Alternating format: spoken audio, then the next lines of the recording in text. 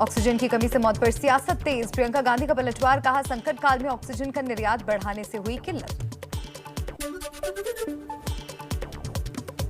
महाराष्ट्र के स्वास्थ्य आयुक्त रामास्वामी ने एबीपी न्यूज को बताया कि महाराष्ट्र में ऑक्सीजन की कमी के चलते किसी की मौत नहीं हुई। नासिक के अस्पताल में जो हुआ वो हादसा था। केंद्र ने कोई जानकारी नहीं मांगी थी।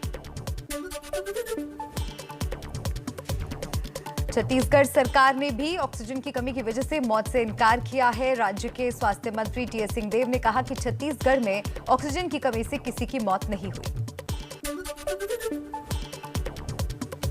ऑक्सीजन पर सरकार के बयान को लेकर शिवसेना सांसद संजय राउत ने केंद्र सरकार पर साधा निशाना। राउत ने कहा सरकार झूठ बोल रही है। सरकार के इस बयान से उन परिवारों को गहरा धक्का लगा होगा जिन्होंने अपना खोया है। ऑक्सीजन पर केंद्र के बयान को दिल्ली सरकार ने गलत बताया। सत्येंद्र जैन ने कहा केंद्र का बयान जले पर नमक छिड़कने की तरह है। ऑक्सीजन की कमी से मौत को लेकर कोई रिपोर्ट केंद्र को दी गई थी। ऑक्सीजन को लेकर कांग्रेस नेता कपिल सिब्बल ने केंद्र की मंशा पर उठाए सवाल। सिब्बल ने कहा केंद्र सरकार को सिर्फ सत्ता के ऑक्सीजन की जरूरत। स्वास्थ्य मंत्री मनसुख मांडविया का राज्यसभा में बयान, अगर देश के सभी लोग तय कर लें कि तीसरी लहर नहीं आने देंगे तो कुछ ना कुछ रास्ता जरूर निकलेगा। हमने किसी राज्य से नहीं कहा कि मौत का आंकड़ा छिपाया जाए। कांग्रेस ने मोदी सरकार पर साधा निशाना, कहा ऑक्सीजन की कमी से कोई नहीं मरा तो क्या लाखों लोगों ने खुद अपना गला घोंट लिया। कांग्रेस नेता राहुल गांधी ने सरकार पर बोला हमला। ट्विटर पर लिखा सिर्फ ऑक्सीजन की ही कमी नहीं थी, संवेदनशीलता और सत्य की भारी कमी तब भी थी और आज भी है। कांग्रेस नेता कमलनाथ का केंद्र सरकार पर पलटवार, कहा ऑक्सीजन की कमी से कोई मौत नहीं हुई। इससे बड़ा झूठ क्या हो सकता है। जिन परिवारों ने अपनों को खोया है ये उनके साथ भद्दा मजाक है। कोरोना को लेकर कराए गए सीरो सर्वे पर स्वास्थ्य मंत्रालय का बड़ा बयान। 2/3 लोगों में मिली एंटीबॉडी, लेकिन 40 करोड़ लोगों पर अब भी खतरा। 21 राज्यों के 70 जिलों में हुआ है सर्वे। सावधानी के साथ प्राइमरी स्कूल खोलने की भी चर्चा। देश में 24 घंटे में कोरोना के केस में 40% का उछाल। 42,000 से ज्यादा लोग हुए संक्रमित। 4,000 मरीजों की हुई मौत। कोरोना पर पीएम ने विपक्षी दलों के साथ बैठक की। 13 पार्टियों ने लिया हिस्सा। कांग्रेस, आम आदमी पार्टी और अकाली दल ने बैठक का बहिष्कार किया। राज्यों को वैक्सीन की कमी पर पीएम ने कहा वैक्सीन मुहैया कराने को लेकर राजनीति नहीं होनी चाहिए। जरूरत के मुताबिक राज्यों को वैक्सीन देने की कोशिश जारी है।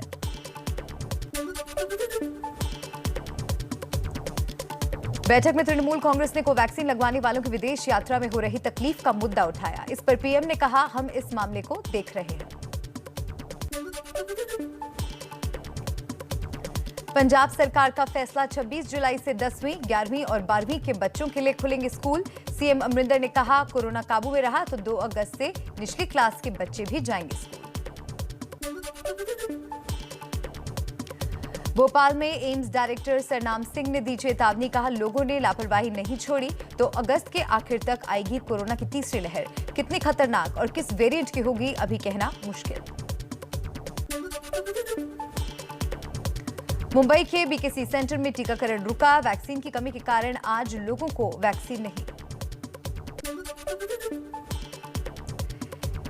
एमपी के रायसेन में सभी वैक्सीन केंद्रों में लोगों की कोरोना को बुलावा देने वाली लापरवाह भीड़। जमकर उड़ी कोरोना नियमों की धज्जियां। टीका केंद्रों पर व्यवस्था के कोई इंतजाम नहीं। एमपी के सीहोर में टीकाकरण केंद्रों पर लोगों की भीड़। केंद्र की क्षमता से ज्यादा लोग यहां टीका लेने पहुंचे। जमकर टूटे कोरोना नियम। भीड़ में वैक्सीनेशन के लिए धक्का मुक्की करते लोग नजर आए।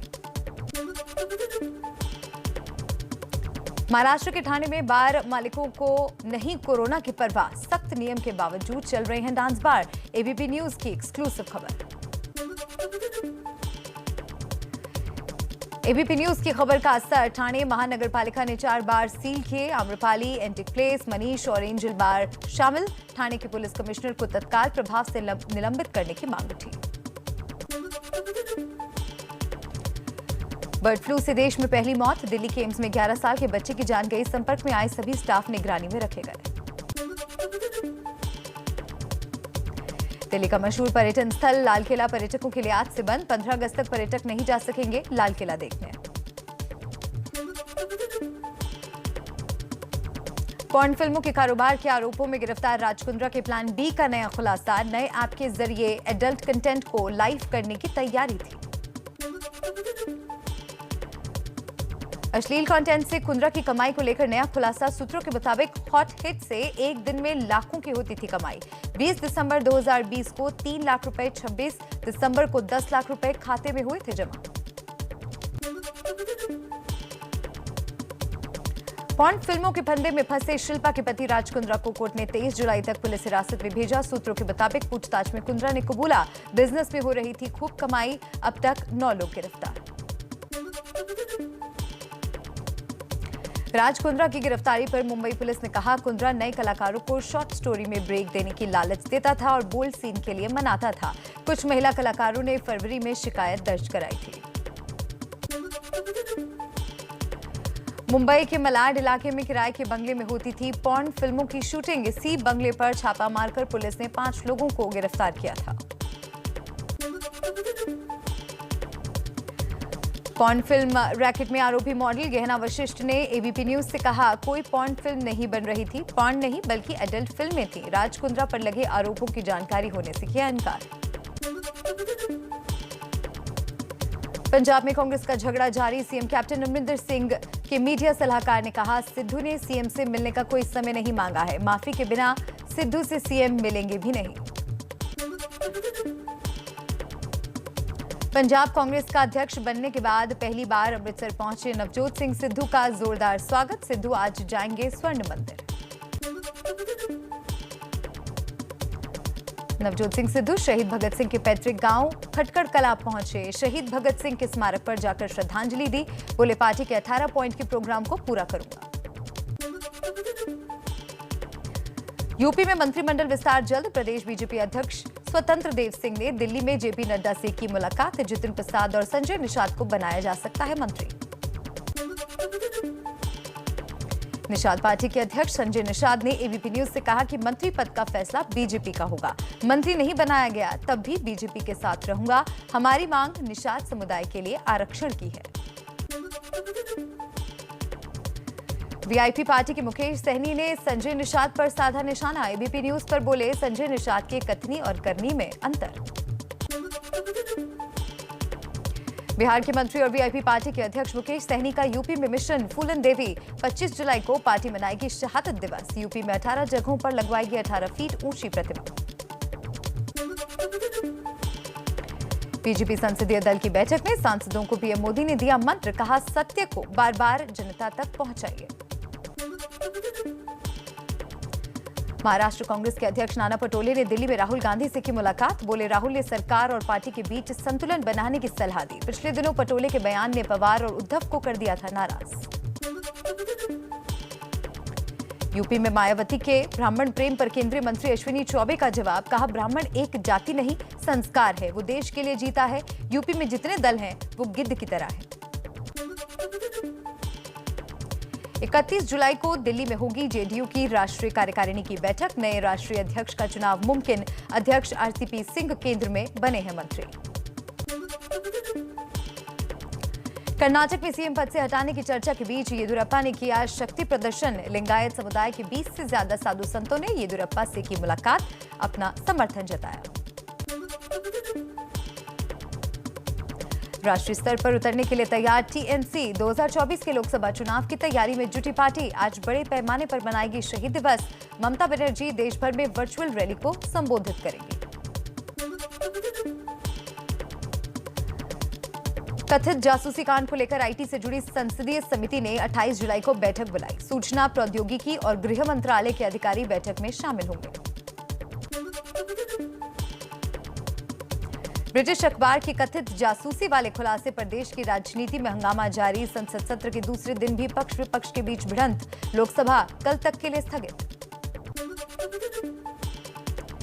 बीजेपी संसदीय दल की बैठक में संसद में हंगामे पर पीएम मोदी ने जताई चिंता। कहा, कांग्रेस सोच रही है कि सत्ता और पीएम पद पर उसका अधिकार है। हम 2 साल से महामारी झेल रहे हैं, लेकिन कांग्रेस बहुत गैर जिम्मेदाराना व्यवहार कर रही है। जासूसी पर हंगामे के बीच कांग्रेस का बड़ा आरोप, कहा सरकार ने जासूसी के जरिए कर्नाटक एमपी में सरकार गिराई, डेटा लीक होना राष्ट्रीय सुरक्षा को खतरा, सुप्रीम कोर्ट की निगरानी में पूरे मामले की जांच हो, कांग्रेस देश भर में करेगी संवाददाता सम्मेलन। पेगासस के जरिए जासूसी के मुद्दे पर कांग्रेस नेता कपिल सिब्बल ने कहा सच्चाई सामने नहीं आ रही है, अगर सरकार ने जासूसी नहीं की तो किसने कराई, क्योंकि ये सॉफ्टवेयर सिर्फ सरकारों को ही बेचा जाता है। कांग्रेस नेता केसी वेणुगोपाल बोले, अगर पूर्व प्रधानमंत्री देवगौड़ा का फोन टैप हो सकता है तो इस देश में कौन सुरक्षित है। केंद्र सरकार अब किसी के बाथरूम में भी घुस सकती है, कोई प्राइवेसी नहीं है। केसी वेणुगोपाल। कर्नाटक के पूर्व सीएम एचडी कुमारस्वामी बोले, जिनकी जासूसी हुई उसमें मेरे पीएस का भी नाम आया है, लेकिन मुझे कोई फर्क नहीं पड़ता। कोरोना की वजह से लोगों को हो रही दिक्कत अभी सबसे बड़ा मुद्दा है।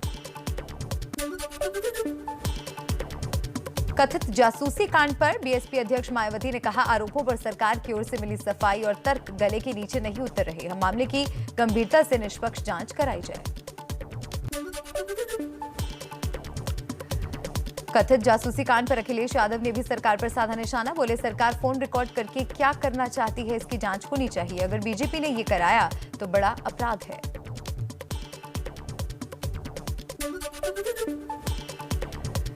यूपी के सीएम योगी आदित्यनाथ का बयान, कहा पेगासस सॉफ्टवेयर को लेकर विपक्ष जो वातावरण बनाने की कोशिश कर रहा है वो विपक्ष के कुत्सित मंशा को उजागर करता है।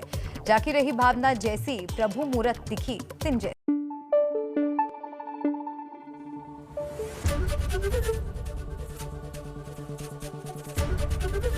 एबीपी न्यूज आपको रखे आगे।